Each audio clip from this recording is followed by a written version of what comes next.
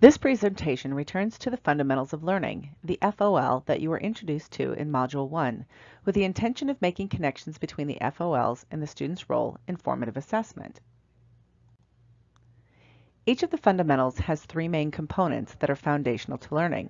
Formative assessment helps students engage in each one.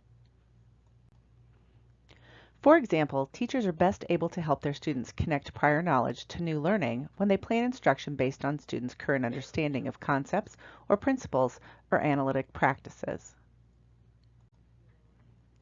Students can reveal their thinking to their teachers and peers when they engage with others in learning, and students can take personal responsibility for learning when they understand the learning goals, the success criteria, and have opportunities to reflect on where they are during a lesson with respect to the goals and criteria. In this module, we are focusing on self-assessment.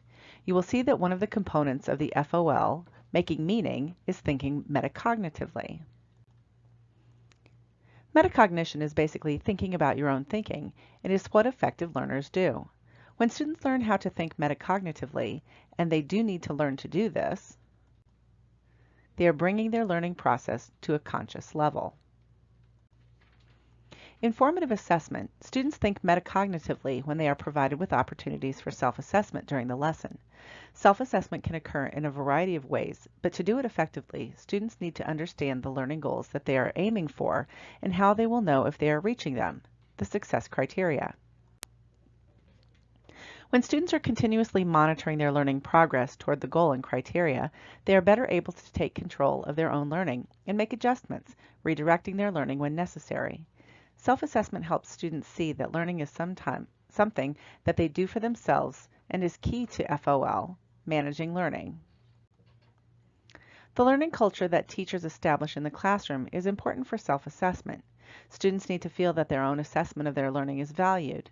This value can be reflected in the importance teachers give to self-assessment by teaching and modeling the process, structuring time for student self-assessment in the lesson, and using their self-assessment to guide the next steps in learning. Metacognition is a college and career-ready competence and needs to be nurtured and explicitly included in the assessment and learning process of the classroom. In this module, we are also focusing on peer feedback.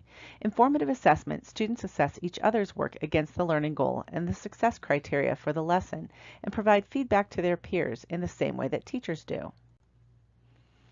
In this way, they are thinking critically, participating and contributing to learning. When students share ideas, make suggestions to each other, and act on each other's feedback, they engage with others in learning. They are communicating ideas, perspectives, and understanding, and they are relating to other people's ideas. Just as students need to learn how to self-assess, they need to learn the skills of giving effective feedback to their peers, so these need to be modeled and explicitly taught.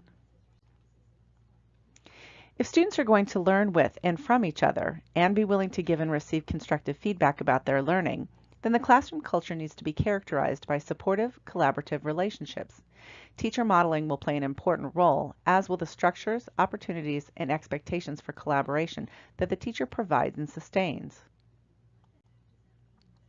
In a classroom culture conducive to peer feedback, students will feel that they are not only responsible for their own learning, but that they also have a responsibility to support the learning of their classmates.